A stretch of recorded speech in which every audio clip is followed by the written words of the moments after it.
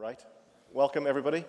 My name is still Owen O'Brien, and I'm still the EP, even after this morning. So this is a very informal kind of meeting. We just wanted to bring all the team that are here on stage, introduce everybody, I guess cover a few more details on the tournament. Carton, I'm looking at you, so that's because I'm going to ask you that question. And then really just open up for questions if there's anything you want to ask. We are having specific design and art roundtables later, so if you don't get your question asked or answered in this period, don't worry about it too much, because there will be other opportunities to do it.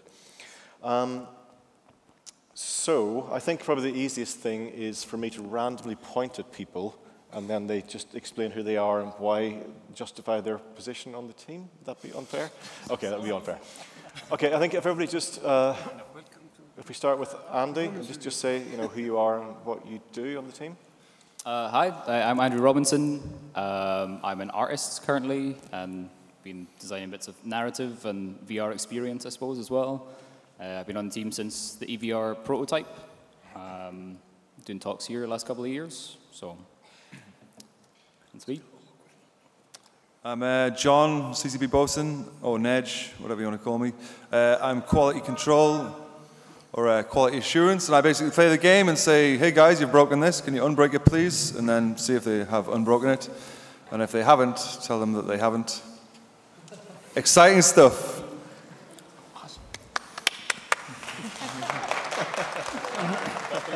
Hi, I am Karuck, art director on the Valkyrie team. I'm responsible for actually making the style sort of consistent, and I have some experience with the EVE universe, having worked on it for now almost like 15 years. So 15 or 50? Hopefully can give some insight and affect the Valkyrie design. Yeah, make it true to the EVE universe. So hey, I'm Kjartan. I'm the DD for the project. My job description is extremely simple. What Owen doesn't want to do, I have to do. The boring stuff. All the boring stuff. Yeah. My favorite tools are Excel. So if anybody has Excel-related questions, I'll happily answer them. Also the PvP tournament, if you guys need any info on it, I'll mostly be in that room. You can come and find me, shoot me questions or whatever. Well, I think we'll probably talk about that. We'll finish the queue, and then you can just talk a little bit more about how the selection is going to work and everything else. Quite happy to, quite happy. Okay. So, I'm Nonni, CCP Atlas. I'm doing the backend REST APIs for Valkyrie. Before that, I've spent 8 years writing EVE Online code, so I know what not to do and what to do. You can come tomorrow to our roundtable at 4 o'clock to find out a little bit more about our engineering efforts. Nice plug. Hi, I'm Siggy, or CCP Karuck. I'm a programmer on the team, and probably the biggest VR nerd in the office, at least.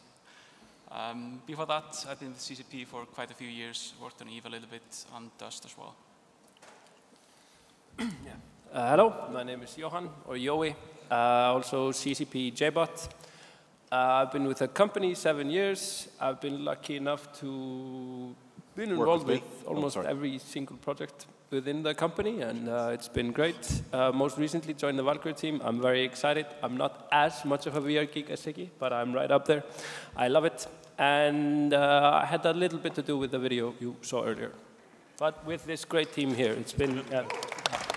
Got a lot to do. Hello, I'm CCP Groot, or Eric, and I'm one of the game designers on Valkyrie. Hi, my name is Emily. I'm another game designer on Valkyrie. I think it's hard for us to sum up what we do because there's just 2 of us right now, so it's kind of hopefully 50-50. But I'm CCP Starbug, not Starbuk. Had to clarify that a few times, but yeah, thank you. Hi, my name's John Mccomish. I'm probably the newest addition to the team, and I joined last November. I've got the gamer tag CCP SoundGuy. Prior to that, I worked at Rockstar Games for 10 years, working on the Grand Theft Auto series and other games. Really enjoying being part of this team. They're a great, small, concise team. It's just really good fun. We have a great time making Valkyrie, and we hope you all enjoy it. Okay, cool. And I would say nearly everybody here on the panel was in some way or other involved in the creation of that. The level in that video that we showed this morning, and of course all the rest of the team that are back in Newcastle. So, Karuck, do you want to talk a little bit more about the tournament and how that's going to work? Because I kind of skirted over that a bit. Sure. How much did you tell him in the keynote? Were you not here? I was maybe setting stuff up in the PvP room. Oh, I honestly, I can't remember. I don't know what I said. So I'll take it you know I was nothing. in the zone. Anybody can go and play the game. So we have two options in the PvP room. You can go play PvP or PvE, which is like a single player experience versus bots. If you play the PvP, if you're a brave enough soul, at the end of the experience, we'll give you a little ticket where you can write your name and your email address on, and you put it into a box when you leave the stage. On Saturday, that ticket right there. On Saturday, we'll do a sort of lucky draw. Might help getting Owen drunk, so he'll put your ticket on the top. We'll randomly select 40 people who are allowed to participate in the final, which is on Saturday, starting at 2, running till 4. So that's pretty much it. You have to be in the room at 12:30 on Saturday if you want to be eligible, and you have to have a ticket, at least one, with your name on it in the box. And how are we going to deal with the teams or match people up, or some people, people I guess are lucky enough to have a number of them selected who want to play together? How's that going to work? 40 people, it ends up as 8 different teams, and we'll just do it randomly. So the first 5 people, they're grouped up together, and so on and so forth. We're doing these brackets kind of thing, so it's like a knockoff competition. So you get one chance to win a match. If you win a match, you progress, and take it from there. Anybody seen professional sports like the NBA finals and such? Just go on all the way down. And it's going to be the semi-final and the final are going to be streamed on Twitch? So we're actually trying to get everything that's happening in the PvP room set up on Twitch right now, so you guys can tweet about it, give out the URL to your friends and say, hey, check out, I'm going to be playing it. I'm in the line right now, I'll be playing in 5 minutes, watch me.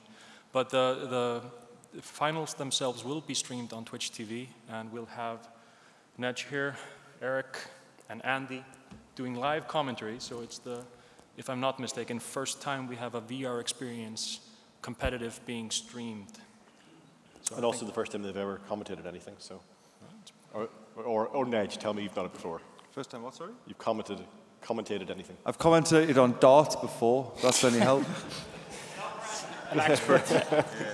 Similar sort of experience, that. What could possibly go wrong? What could possibly go wrong?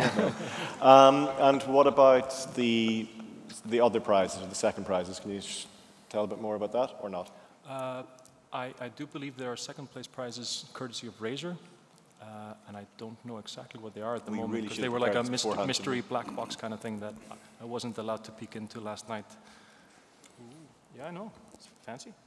Mysterious. Mysterious, yeah. What's in the box? What's in the box? Okay, so I just wanted to open, there's 2 microphones on either side. Yes, there are. I just want to know if anybody had any questions at this point. Otherwise, I'm going to have to just ramble, which I'm quite happy to do. But if anybody has any specific questions, we will try and answer them. Oh, some movement. He moved Or maybe fast. just go to the toilet. Oh, he's not. Okay. Hello, Hello. Seamus Dunhu, Eve University. I believe this gentleman was saying that he does all the boring stuff that nobody else wants to do. Does that also include P-pointing? Sorry? Also include? P-pointing. P-pointing? I think he means PowerPoint. PowerPoints, No, P-point, I'm sorry, it was a joke question. I'm referring to old technology. From what I'm told, in ye olden days, P-pointing, it was the manual process of designating points on a traversable terrain so that NPCs would know how to traverse that terrain. That process nowadays is actually automated when terrain gets baked. He wasn't joking when he said he just did Excel, by the way. Joke question. It was a joke question. I'm sorry. You didn't, my apologies if you didn't get the reference. That's okay. No It's problem. fine. I'm sorry. My phone is ringing, so maybe I'm actually getting... Just answer getting it. a dial. Who is it? Live on stage. Get him live on stage. Who is it? No, it's fine. Biggest stage in Iceland. It's the guy. That's fine. Huh? It's the guys repairing my car that I crashed into a policeman. Anyway, any other questions? Yes. Hi, Archon Theo from Hush Collective. I was wondering if you thought about adding flares, flashbangs, smoke, something like that coming from the back of your fighters in Valkyrie? Yeah, well, Art or design? you know, we're of course working on the effects in Valkyrie right now. There's a funny thing with flares, especially like if you're talking about lens flares and such, is that once you put the headset on, then lens flares do not seem as much sort of start to feel a little bit out of place, because we're so used to looking at things on a screen, on a canvas, and it's such a new medium, really, that you need to throw out all these traditions of putting, lens flares and working even, composition basics like that actually don't start to matter as much. But we are definitely working on the effects and improving them. What about like flashbangs, getting blinded, stuff like that, or even smoke bombs? Ziggy's dying to answer this. Yeah. Jump on Smoke is actually something we've been working on quite a bit recently. So if you've had a chance to play the Necropolis map, you'll see there's all kinds of different fog all around. One of our programmers has been working so that we can get different kind of shapes of fogs and different intensity. But flashbangs isn't something that we've actually tried that I'm aware of. But we would like to play with the density of the fog and see what it's like to fly around in an area of lower visibility and see if that adds something to the game. Might be quite exciting. What about being able to create that from the back of your ship to disorient players behind you that are shooting you? I'd have to think about that. The flashbangs sound like a pleasurable VR thing for people? Sorry? The flashbangs sound like a pleasurable VR experience for people? I don't think they're supposed to be. It's an anti... You can immobilize people with the EMP mode on the Spectre's flak cannon. So in terms of, you could consider that like a tactical grenade at the moment. You can immobilize people as if they were flashbanged in other games. They don't necessarily have full control over what they're doing, so you can jump on them.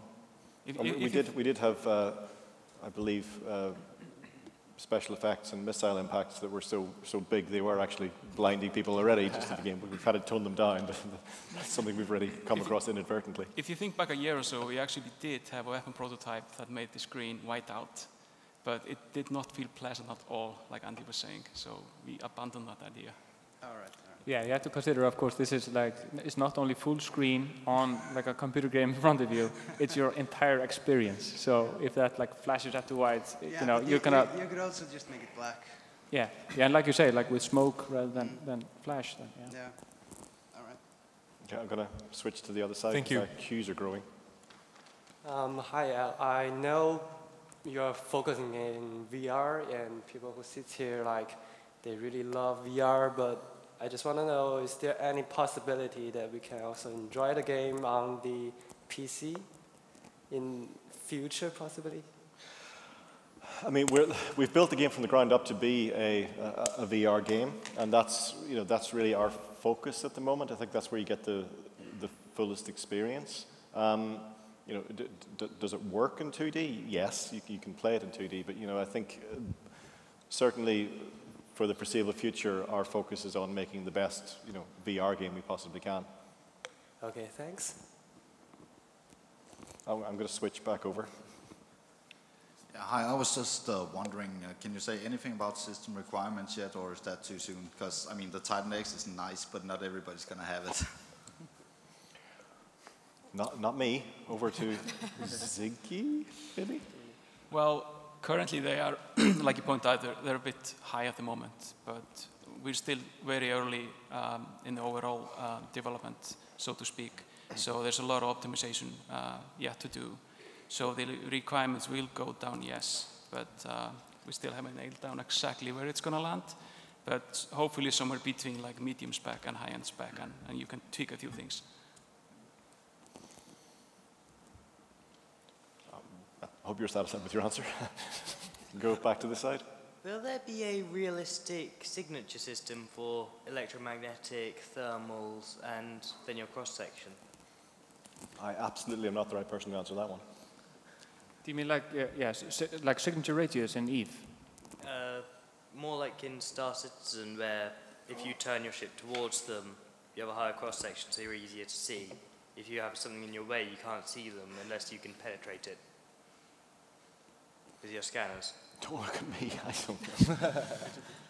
We did actually do something similar very early in the development of the game, but what we found out is Valkyrie is such a fast-paced game that it was quite confusing for most people. It just wasn't intuitive, like why you could sometimes see someone and sometimes he just disappeared. So we have played around with it, but we decided to not go the complicated route. Okay, thanks. Okay. Hello. I played the game, like 5v5 match. My first time actually using a VR, actually second time, but anyway. Had trouble with the controls, obviously, never killed anything, died 3 times. Some people have played it last year, I didn't, I wasn't here. I tried to play the Spectre, the second ship, but the introduction to the controls did not mention how to switch ships, what buttons to be used. Yeah, I was expecting someone to answer this, or ask this. If they hadn't asked, then I would have asked it myself. You know, how do we, I think people are struggling with actually selecting the ship in the clone vat. Yeah, so basically once you've been killed in the game, you go to the clone vat screen and then you make your ship selection from there.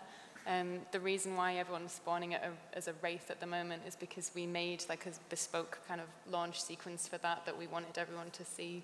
So everyone will start as a Wraith. You do have to get killed if you want to try and use the Spectre. Yeah, I died 3 times. I had the opportunity. Oh, right, sorry, yeah. How? So when something people aren't used to doing is when you're in the clone vat screen, up above you, you can see the Wraith on the left and the Spectre on the right. You have to go up, look at the Spectre, and press A to select it. You mean tilt my head to the right?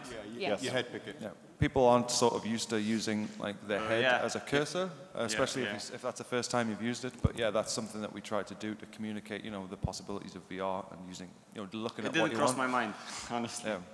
Yeah. And to be honest, it's something I think coming out of Fanfest, it's one of the first things that I think we need to look at when we go back, because a lot of people have struggled with that ship select mechanic of using your head. Okay, I'll let my friends know because they haven't played yet. Thanks. Okay, thanks. Have you had any thoughts about monetization yet? Yes. Next question. Actually, Ivar, are you in the audience? Oh yes, I promised you a call out. Best business partner ever. The whole business model is something that we haven't really talked about yet, so I'm just not going to answer that question. Sorry, but have we thought about it? Yes. It's okay. Thank you. Hi, Judy Oswald from Axios Alliance. How do you deal with motion sickness? Is that an issue? It's simulation sickness, to be a complete pedant about it. Ziggy's probably the best person to talk about this, but I think some people are more susceptible to it than others. I think with each iteration of these headsets, it's becoming less of an issue. But I mean, Ziggy is our motion sickness guru. Got to be good at something. Sorry? He's got a bucket next to his desk. Yes. So yeah, I mean, it is a mix of a few things. It's quite a complex problem. Hardware is only the first start of it, and with every iteration, that problem is getting better. But game design is also a big part of it, because there are things like don't initiate any movement of the ship or the pilot unless the player himself does it. Like moving the ship and like, imagine taking autopilot and taking control away from you. That feels really bad. So that's not something we're doing, but actually solving the issue for good is quite hard, and we're constantly battling it, and there's still quite a few areas which we can make better. So I think Valkyrie is probably quite comfortable at the moment, but it can definitely get better. Okay, I'll try it. Thank you. Serious question this time. In the gameplay footage that we saw in the video today, the pilot was flying around Galente frigates and battle cruisers, which were themselves also in motion. For anything that was a frigate or larger, are those merely just scripted moving obstacles, or are those also actually NPCs with their own AI, and do they fire on things? These, so the bigger ships are on a path. I mean, Yoey can probably talk in more detail about that. We have the smaller ships that you're fighting against. They're the AI. Yeah.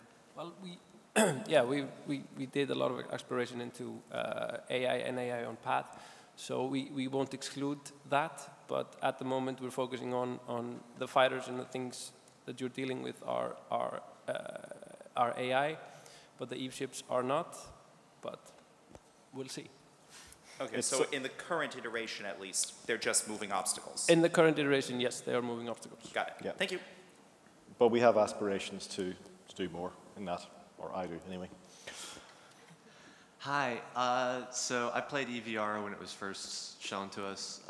It's awesome, I love what you guys are doing. I'm curious though, if you guys are thinking about tying it in closer with the living world of New Eden.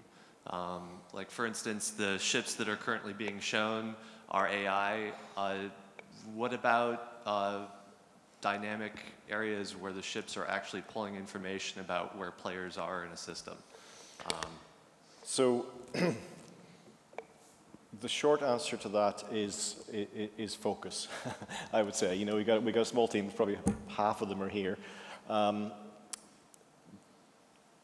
My goal is to make, you know, what I said, which is, you know, the best competitive multiplayer game in VR first, and then, you know, we'll look at how we tie it more into the Eve universe later. But I mean, that in itself is, you know, it's a lofty goal, but it's going to take all of our focus and attention to do that. And I'd rather not take our eye off the ball just yet, you know, and distract us. I mean, we are absolutely grounded in the Eve universe. And, you know,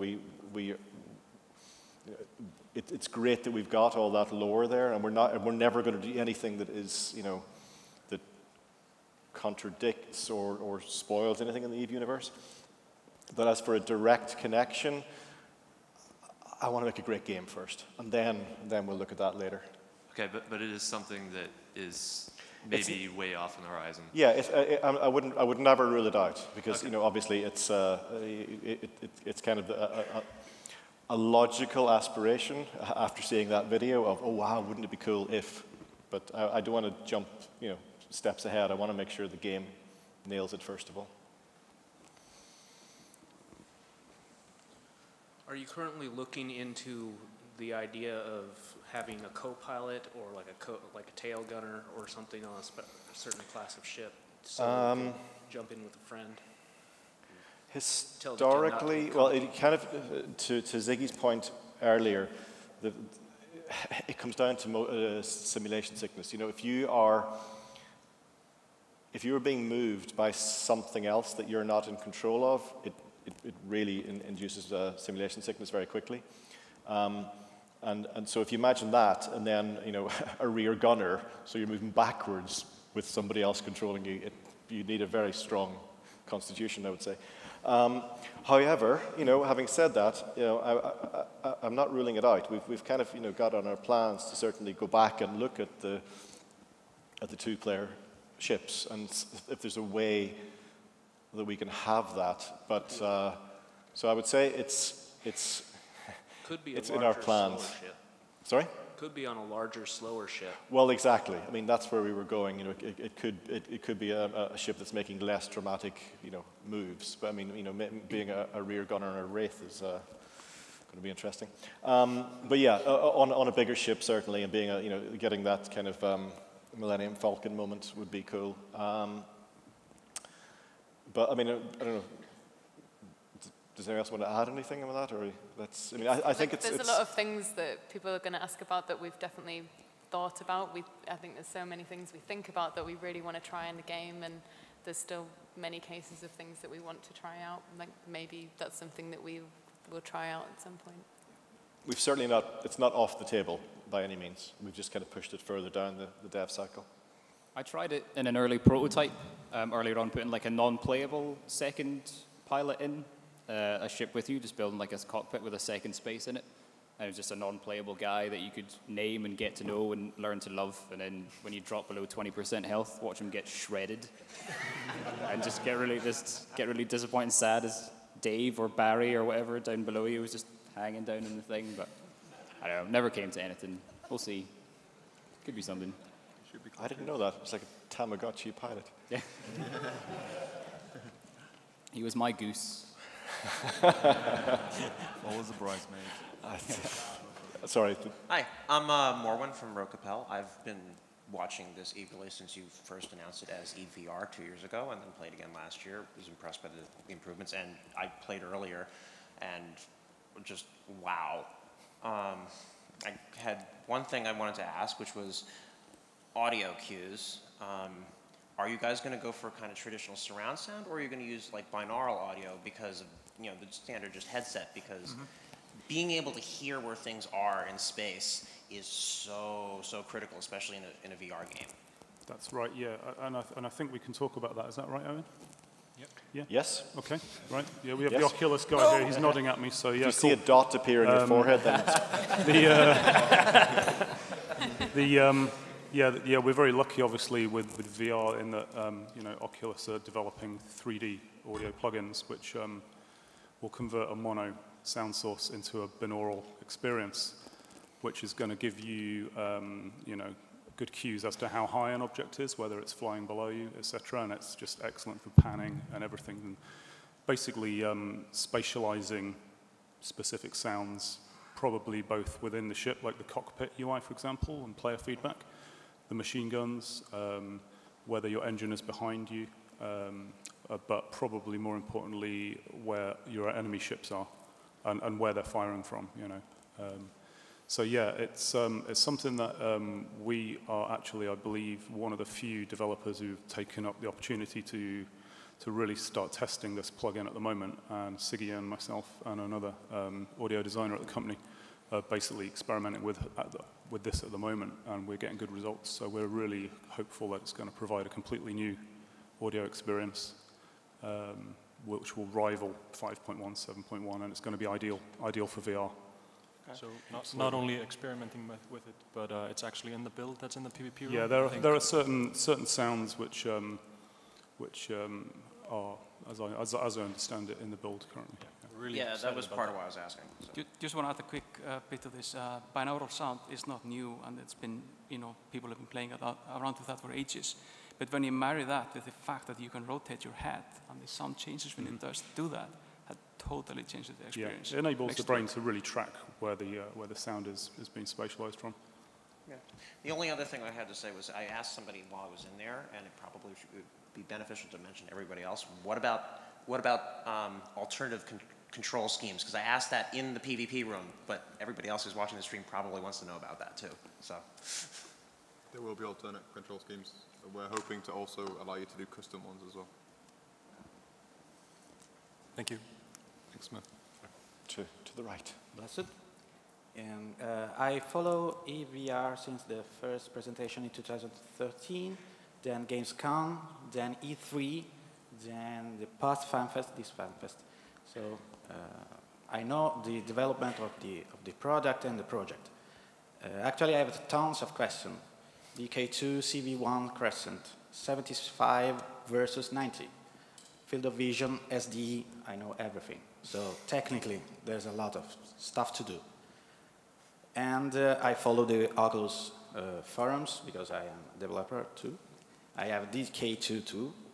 And my question and my concern is, since a lot of your competitors are already on the market and on production, in 2005, after 22 months in the making, announcing a pre-alpha, please, for the love of everything holy, don't pull a word of darkness on us. Thank you. Thank you so very fucking much. Because actually at home I can play on Linux, no less, with DK2 75 rock solid on a simple 770 NVIDIA, a dogfighting game in space, and boys, you're a tiny bit late. We're late, okay. So the question was, don't be World of Darkness? Okay, we won't. Thanks you so very much. I'll go to this side, or this side's getting very short. Yes? Sure. You've announced that you're releasing on PC with Oculus Rift and on PlayStation 4 with Sony Morpheus. Will it be the same game? Will it be able to play against each other? And if not, what are the differences and the problems? The core game will be the same. I mean, we're developing the game to be a VR game and to be the same. You know, we're trying to maintain parity on both platforms. We are not currently planning to do cross-platform play, but that's more for other reasons rather than technical ones. It's just for logistical reasons apart from anything else. So, but no, we're planning to do the same game on both. That's the simplest way to answer the question. Thank you. Hi. So my question is about storytelling. How much thought have you put into the storyline? So obviously from the trailer, there's been some thought into having an epic story, having the backstory, you know, Eve lore, like we were talking earlier. How much work has been put in? How much do you plan to put in? And is there going to be like a story mode of play?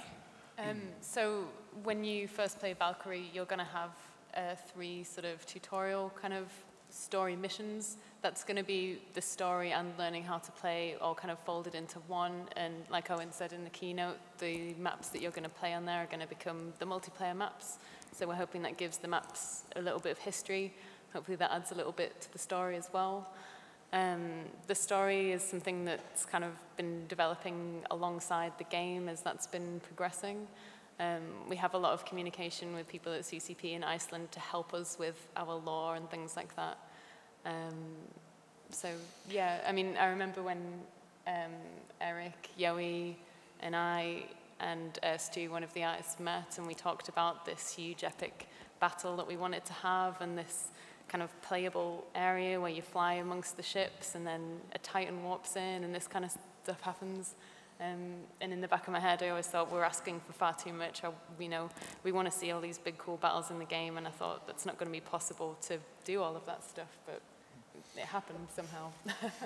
So just to build on that, I mean, I want there to be like a rich backstory, but to go back to focus and, you know, not turning into World of Darkness, to go back to the previous guy's concern, you know, this is a multiplayer, competitive multiplayer game, first and foremost. So we're not going to be doing a story mode, at least, you know, not at launch, because that, you know, it's a small team and that's not going to help us be the best competitive multiplayer game in the world.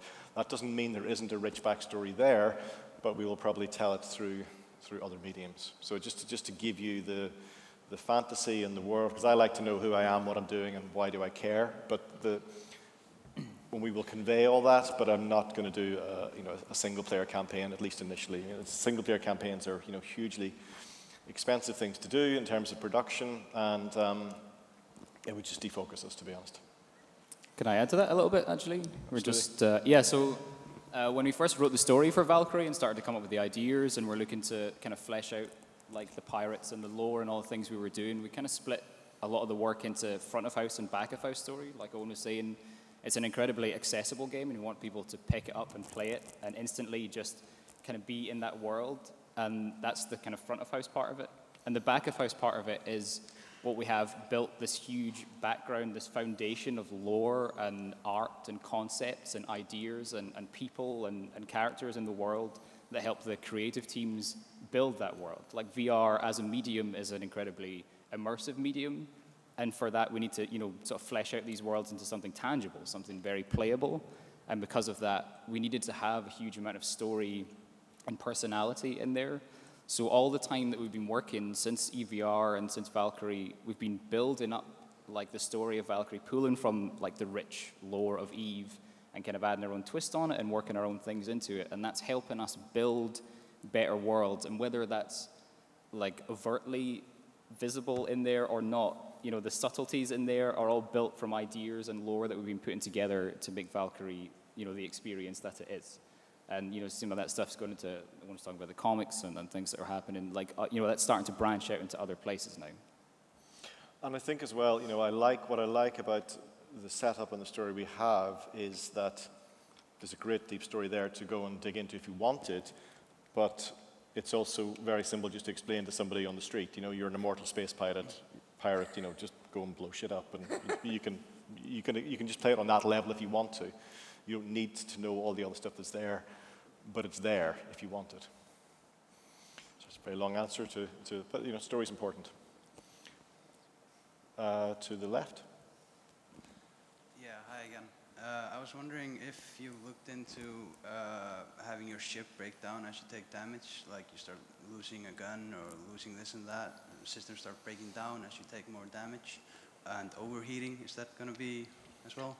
We've already got overheating, actually. The cannons will overheat. And they just slow down, they don't stop completely.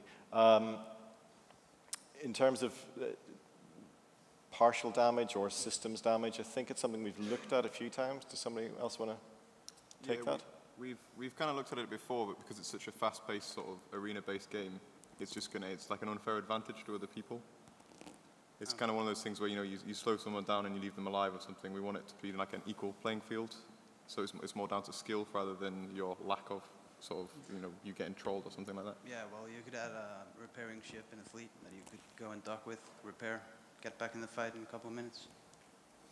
We are looking sort of like with the other classes to explore that kind of thing, but it's more just sort of the shields depleting and the armor depleting rather than just weapons and things. All right. You can see in the demo that you play today, or if you have played it or will play it, the breakdown of the cockpit, the stuff that reinforces the UI. Like, even though you've got health bars and stuff that you can go to there for reference, but there's VFX and there's destruction and stuff happening inside the cockpit, and as you're shooting other people, there's trails of debris and stuff coming out. So these are like, they're visceral kind of feedback that works with the UI to give you that sense of how well you're doing. Like, if your legs are on fire, then you're not doing so well. And that kind of, you can reference the health bars and stuff to see how that's going along with it. So there's destruction elements in there, like visceral pieces that help kind of personalize the experience a little bit. All right. And what is missing still, or it's not just not missing, it's just not in this build that you're playing today, is the ability, how do I say this, is the ability to repair your ship, in flight, which is in the game, but we haven't put it in this build yet. All right, thank you. Hi, I'm Ben Lang from Road to VR. I think I should congratulate you guys for being late somehow on hardware that's not shipping yet. That's going to take some skill. On that note, we know that the PC version is an exclusive with the Oculus Rift, and the console version, I don't know if it's been exclusive, but it's going to be on Morpheus. But one of those has a date and one doesn't. Are you guys going to ship the game as soon as the first one hits, or are you going to try to wait to do a simultaneous release? We will be a launch title on both platforms. Okay, That's the best way I can answer that question. So whether or not they come together, you'll be launching as soon as you can. We will be a launch title on both platforms. That's the best thing I can say. Understood. Yeah. And just to follow up on that, does the exclusivity agreement, however that works, is that going to potentially restrict the game from ever being seen on other headsets on either console or PC? So right now we are the exclusivities are as you described them, but we're not ruling out other platforms in the future.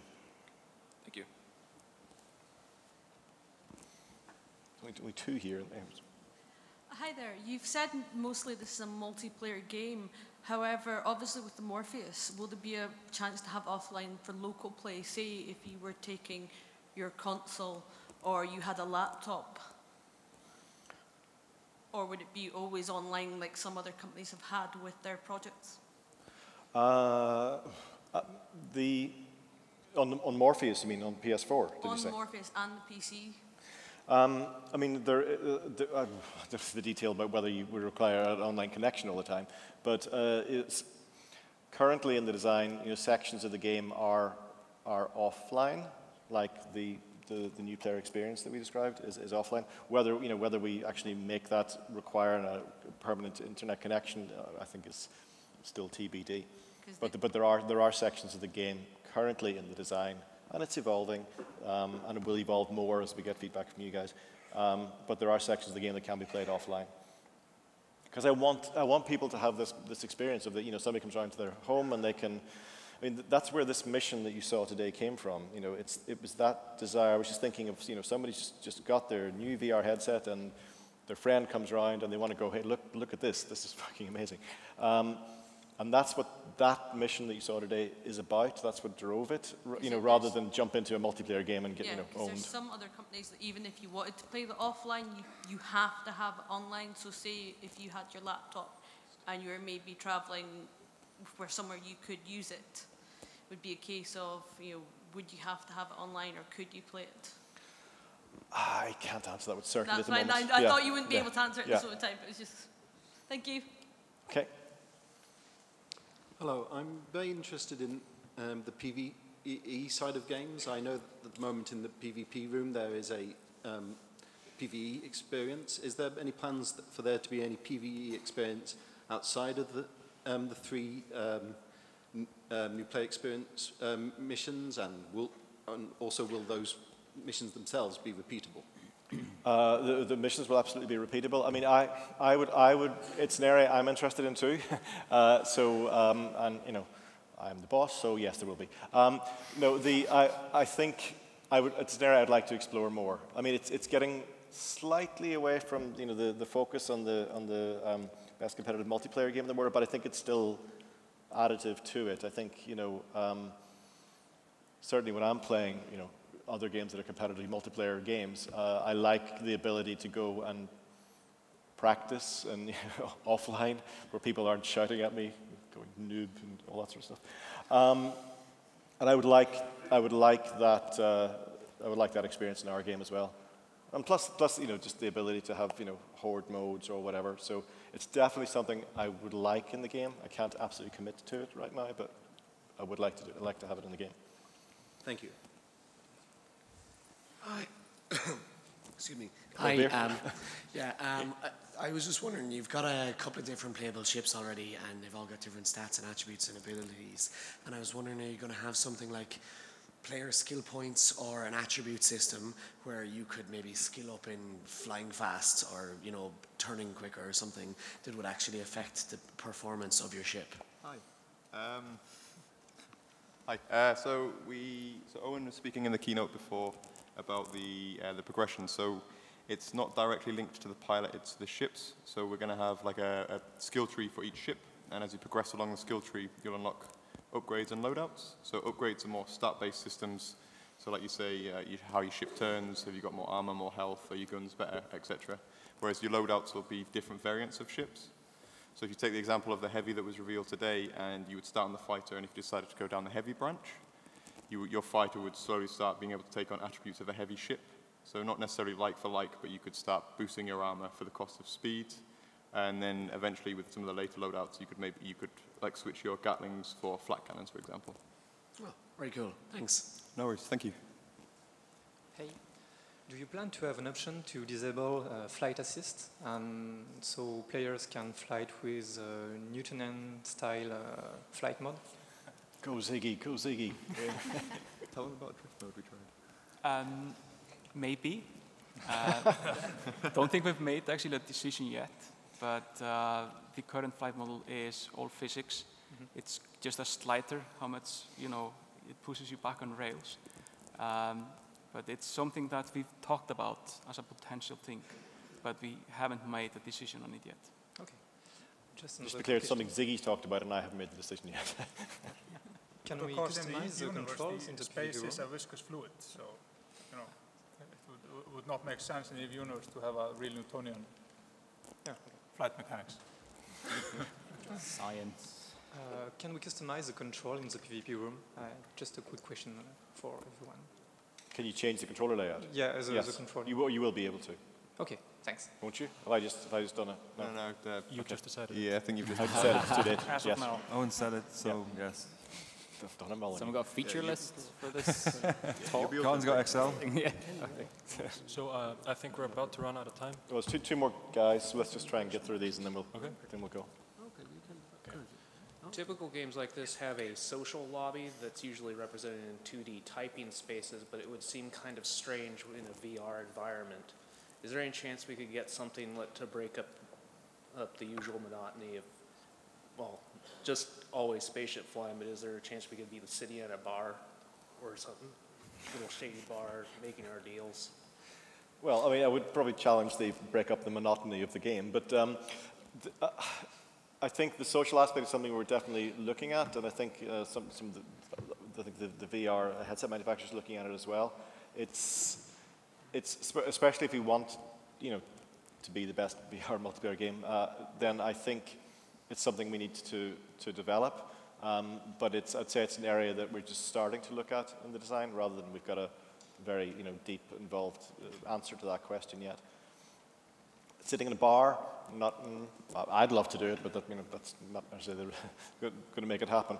I think how we do communication with friends and how you do the social aspect of the game is something that we're still working on, to be honest. Do you have anything? Yeah, we're still essentially exploring at the moment. We're still concentrating on the second to second and the sort of the minute to minute. But we would like to, outside sort of the core multiplayer, game loop, have sort of those options where you could maybe just sit and chill out and that kind of stuff. It's just the experience of feeling like you're in that starship and then coming out of a round and suddenly you're staring at a 2D screen is would kind of be a really jarring thing, I'd imagine. So I'd rather go to a 3D environment. Well, we are trying to do that. We're keeping in a 3D environment as much as possible. We're not going to try to take you to a 2D one. Like, have you tried the demo today yet?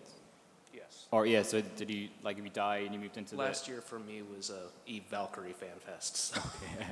I say like this year, so like once you die, you move into the clone vat area where the tactical map is and the ship select and stuff. That's a conscious effort to really do something like you're talking about, not to take you into some kind of flat menu for picking things, but really put you into like continue the experience on and change the experience up a little bit and take you somewhere else and allow you to experience something different. And I think we'll probably push on from those, like as a foundation for that, try new things, perhaps. Do we have time? We'll go. Go? No, not go. Go, be gone. No, just go, ask the question. I'm keeping an eye on time. So during World War II, the United States learned that one Japanese plane cost a lot less than one American battleship. Is there any thoughts on having any kind of kamikaze mechanics? Can I prime the missiles in the tubes and ram into someone bigger than me and blow them up? Well, we had a lot of kamikazing earlier in the game, which is actually why, and we were trying to avoid that because, well, it was kind of trolling. And that's why the mechanic of the game, the mode that you're playing now, is if you do kamikaze, you're actually, giving more points to the other team. So that was a conscious decision because we were trying to build in. It's very easy when the fiction is that you're a clone that's immortal and you blow up and you pop back in again, and what's the cost of death? So we've actually gone the other way and tried to make there a real reason to try and stay alive, so that even if you're down to 1% health, it's worth staying alive in the game because if you die, the other team gets points. So we've thought about it. It actually inadvertently happened with some of the earlier modes, but right now we've kind of designed that out of the game. It might come back in a different game mode, but in the one we're in, we've actually designed it so you don't do that. Or if you do, people will shout at you and all that sort of stuff, and you'll lose. Okay, this has to be the last question, I think. Make it a good one. Hi, hope it will be. I'm an Elite Dangerous player as well as an EV player, and I really would like for dogfighting to use some kind of joystick controller like the Hotas X. And my question is simple: can we will be able to use this kind of controller as Valkyrie? Is this yes. Joysticks and that? Yeah. There's one of the lads back at the office working on it now. Thank you. That's no worries. That's a shout out to Sam. Yes. Hey. It's the board, The next slide. Next slide. I don't have a clicker. I've got a beer. Just kick that box there. Noob. All right, okay, Turn the page, Owen. I'm told to click the next slide. So yeah, since we're done with the Okay. questions. Here's So, the schedule. yeah, we've run out of time. So if you have any other questions, please come to one of these other roundtables, or grab any of these guys, especially when they're drunk and more likely to tell you the truth about stuff, over the next few days. And thank you very much. That went very quickly. Thank you. Thanks, folks. Oh, what have I said? I think the design roundtable schedule is wrong on the